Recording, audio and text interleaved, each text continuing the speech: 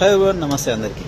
So video కొద్దిగా లెంతీగా ఉంటుంది, చూడండి 3 నిమిషాలు 4 నిమిషాలు దాటిపోవచ్చు, ఎందుకంటే మనం చెప్పబోయే మాట్లాడుకుంటాం అన్నమాట ఇప్పుడు.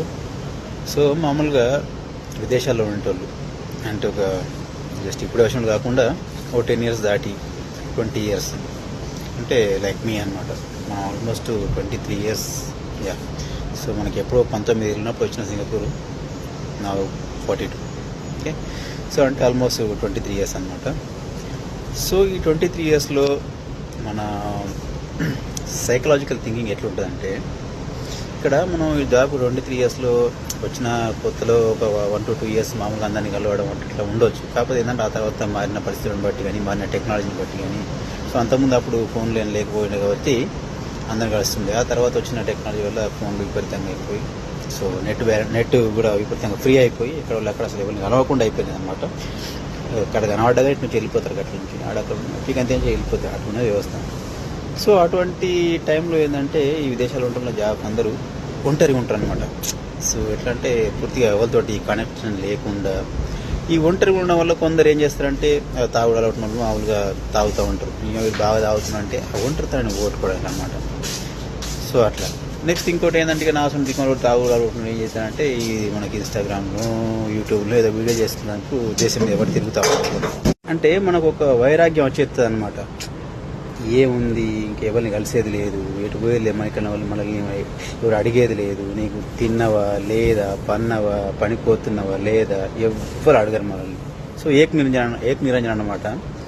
ఉంటాయి కదా, నాకు నేనే ఉంటా, నాకు నేనే తింటా, నాకు నేనే వంట అన్నట్టు. సో అటు ఉంటుంది అనమాట. అటువంటి టైంలో మనకి ఏంటంటే ఒక నైరాశ్యం వస్తుంది అనమాట. ఇక్కడ మనకి ఏంటంటే పండుగలు పబ్బాలు ఈ ఉండే సాగులు పెళ్ళిళ్ళు పుట్టుకలు చచ్చిపోయినా పోయినా కానీ మళ్ళీ 1 రోజులు 10 రోజులు ఉండి మళ్ళీ పత్తైకన ఉన్నాం బేడికన ఉన్నాం అనుకుంటా కోడలు కదా అత్తగారింటికి ఉరికొచ్చినట్టు మళ్ళీ ఉరికొచ్చే ఉంటుంది. ఆ ఉన్న 10 రోజులలో పోవడానికి 10 రోజులు పని పెట్టుకొని 10 రోజుల లీవ్ తీసుకొని పోతే కనీసం ఒక 4 రోజుల పనులు పెట్టుకొని పోతాం. మళ్ళీ అఫ్కోర్స్ ఏం కావాలనుకో వచ్చే టైంలో ఆ పనులు నట్టినే ఉంటే మళ్ళీ తుడుచుకుంటూ ఏడ్చుకుంటూ వచ్చడే ఉంటుంది.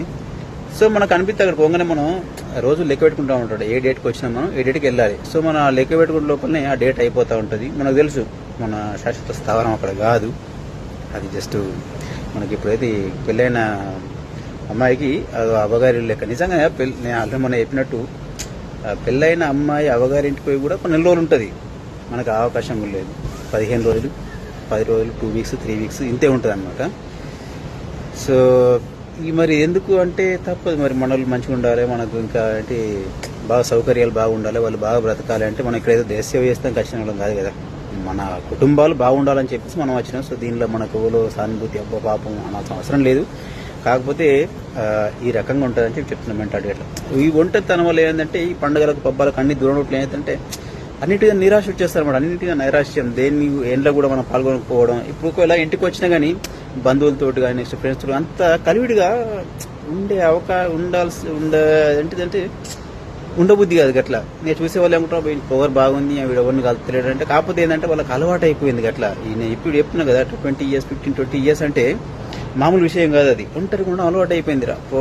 ఏంటిది ఇక్కడికి వచ్చి పొద్దుగా 6కి వేస్తామని చేసి ఆనంది ఇంత ఏంది పోయి పని చేసి మళ్ళీ వచ్చి వండుకొని తిని పండి, ఇది రెగ్యులర్ డ్యూటీ అనమాట. ఇక్కడ మనకు వేరే వ్యాపకం అనేది ఉండదన్నమాట. సండే వచ్చినా కానీ బయటకు వెళ్ళే లేస్తానికి 9-10 అవుతుంది, లేసింత మళ్ళీ దీన్ని వండుకొని తిని పండుగ మళ్ళీ టైం అయిపోతుంది, ఆ రోజు గడిచిపోతుంది అనమాట. సో ఇక్కడ మనం ఎవరినో కలవాలి, ఎవరినో అది చేయాలి, ఎవరితో ఫ్రెండ్స్ ఇవన్నీ ఏమి ఉండవు. రాంగ్ అంటే మనకి ఏంటంటే ఒక 5-10 ఏళ్ళు అయితేనే వాళ్ళని కొద్దిగా కొత్త అన్నట్టు లేతగా అన్నట్టు వాళ్ళు ఇంకా వాళ్ళని కలిసి అవుతూ ఉంటారు. ఈ 10 ఇయర్స్ దాటింది అనుకోరి, ఇక దాటిన తర్వాత ఆటోమేటిక్గా మనకు ఒక రకమైన ఫీలింగ్ వచ్చేస్తుంది అనమాట. సో ఇక మనం ఒంటరి జీవితంలో ఇదే ఫీలింగ్ మనం ఇంటికి పోయిన తర్వాత కూడా ఎవరిని కలవడానికి ఆసక్తి చూపకపోవడం కానీ, నెక్స్ట్ బంధువులతో కానీ ఏమైనా పండుగలు వచ్చినా అసలు మాకు భావోద్వేగాలు ఉండవు. నేను పండగకి వెళ్తున్నా, దసరాకి వెళ్తున్నా, లేదా దీపావళికి వెళ్తున్నా అంటే అక్కడ మనకు అది ఆ ఫీలింగ్ రాదు. ఎందుకంటే ఆల్రెడీ అలవాటు పడిపోయాం, మనకి ఒంటరితనానికి అలవాటు పడిపోయాం అట్లా. మరి అందరికి ఉంటుందా ఇట్నే అంటే ఏమో మరి నాకైతే అనిపిస్తున్నాడు అట్లా. ఇంకేముంది జీవితంలో, మనం ఆల్రెడీ 42 అంటే 23 ఇయర్స్ ఇక్కడే గడిచిపోయింది. మనం ఇప్పుడు మనిషి బ్రతికేది మహా అయితే 60 ఇయర్స్ బ్రతుకుండొచ్చు, అందులో యాక్టివ్ ఉండేది 40 ఇయర్స్. ఆల్రెడీ మనకు 42 ఇక్కడ. సో 40 ఇయర్స్ జీవితంలో 40 ఇయర్స్ ఆల్రెడీ వాల్యుబుల్ టైం అయిపోయింది. మనం ఎప్పుడు అది ఇంటర్మీడియట్ 10th ఇంటర్మీడియట్ అయిపోయేసరికి ఆల్రెడీ 18, 19 అయిపోయింది. 19కు మనం ఫ్లైట్ ఎక్కేసేసి వచ్చేసినాం. సో అక్కడ మనం ఎంజాయ్ చేయడానికి ఏం లేదు. ఇక్కడికి వచ్చిన తర్వాత ఎంజాయ్ చేయడానికి అసలే వీలు ఉండదు. ఎందుకంటే ఇక్కడికి వచ్చింది మనం సంపాదించడానికి, ఎంజాయ్ చేయడానికి కాదు. సో ఆటోమేటిక్గా తర్వాత పెళ్లి బాధ్యతలు ఇవన్నీ పోయి మనిషి జీవితంలో అసలు మనం ఎందుకు బతుకున్నారా దేవుడా అనిపిస్తట్టు తయారవుతుంది.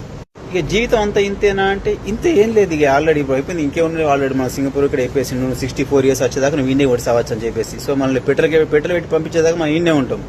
ఎందుకంటే వదులుకోలేం కదా, చూసుకుంటాం. మళ్ళీ ఇంటికైనా కనిపిస్తే ఒక 2 నెలలు ఉన్నాం అనుకో, ఆటోమేటిక్గా మళ్ళీ జేబులు చూసుకోవాలి, చాయ్ పైసలు లేరా దేవుడా అని చెప్పేసి. సో ఇప్పుడు మనం ఇంటికైనా కొత్త మనం పట్టించుకుంటూ లేరు. ఎందుకంటే ఆల్రెడీ 22 ఇయర్స్ అయిపోయింది కాబట్టి మనం ఇక ఎవరని తెలిసే అవకాశం కూడా లేదనమాట. మనం కొత్త ఊరికి ఈ అంతకుముందు గడికెళ్ళి పోతే ఎప్పుడు వచ్చినా వాడుతుంది, ఎదురుగా పోయి నిలబడ్డా కానీ కనీసం మందలితే ఎప్పుడు వచ్చినావు అని చెప్పేసి, అంటే నువ్వు ఎప్పుడు వస్తున్నావు ఎప్పుడు పోతున్నావు మాకేం తెలుసు అని చెప్పేసి. ఇవన్నీ చేసినాక మన కోపం వచ్చేది ఎక్కడ అంటే మనం ఇంత కష్టపడుకుంటా ఫ్యామిలీ పెట్టి ఇక్కడికి వచ్చి సంపాదించుకుంటా ఇంటికాడ పిల్లలతో ఉన్నాడు మన దగ్గర పైసలు తీసుకొని ఎగబడతారు చూసినా, అప్పుడు వస్తుంది కోపం. ఇక